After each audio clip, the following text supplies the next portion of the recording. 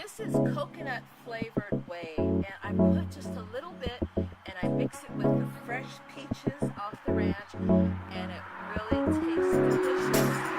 This is Navarro.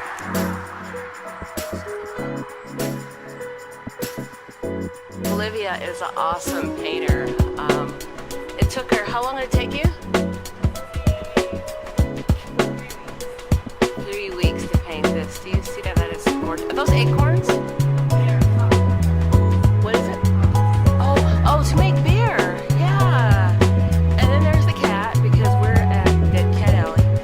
And the name Dead Cat Alley, it's a famous street in Woodland, California. The original inhabitants of Dead Cat Alley were the Chinese immigrants, and they lived along this alley for hundreds of years. Yeah, you guys can look it up online. It's historical, but awesome, Olivia. Almost finished. I'm gonna have to come back and take an after shot when she's finished with it. They make good beer here. I don't drink beer, but that's what I hear. I'm at Facebook. I had no idea it was this large, and that so many people work here. I mean, I'm going like for a half a mile, and there is still cars. Amazing. You do have to, while using your smartphone, keep a couple of things in mind, however. The first is to start simple, especially if you're just getting started posting on your Facebook business page and your Instagram business account.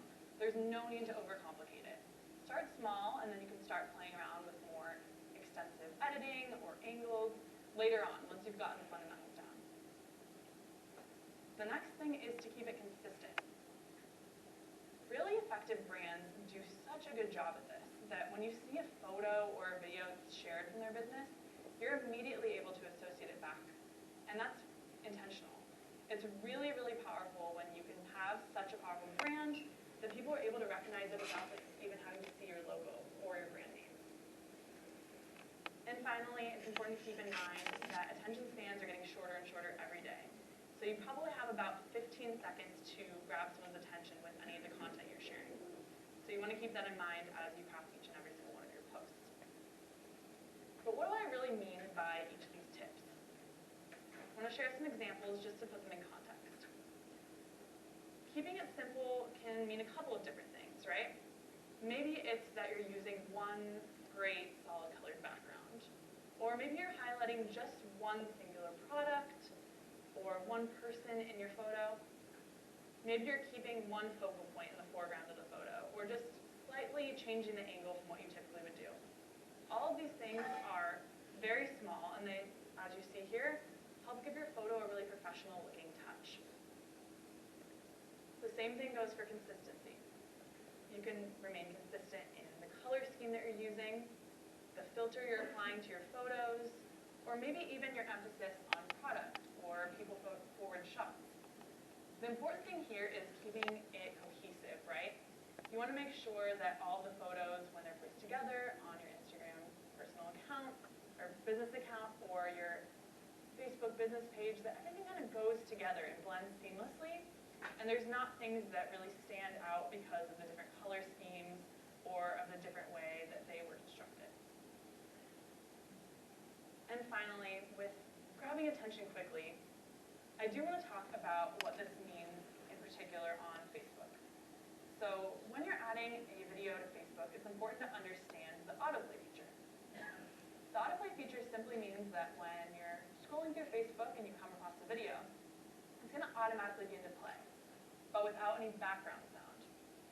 So this is awesome if you're sitting in a presentation like this and you're scrolling through Facebook on your phone and you don't want to get caught by your neighbors. But as a small business owner, it does require you to understand this and to realize this when you're making your videos, and to make sure the story you're trying to tell is conveyed in the visuals alone and isn't reliant too heavily on that background sound. So with that being said, I'm sure one of the things that you want to highlight this season are your holiday products. So I want to talk about how you can use posts to put your holiday products at the forefront of your strategy this season. is something I hinted at a little bit before, and that's using posts to feature multiple products at once. I always think this is a great way to go about it because you're emulating that same process of someone walking through a store and browsing through it or flipping through a product catalog, but you're basically creating the online virtual version of this. When you are creating your product posts, though, it's important to remember to tag them. So if you do have shopping enabled, you want to make sure you're tagging your products. So you take the customer from that initial moment when they maybe fall in love with that particular bar stool to the purchase and many fewer steps. That's just going to be a great way to make sure that purchase actually gets completed and make it easier on people who already love your products. Of course, keeping along the same theme of consistency, when you're sharing multiple product shots, you do want to make sure there is some theme of consistency so it looks the same as maybe a product catalog would if it was printed out, and it still has that cohesive and consistent look and feel.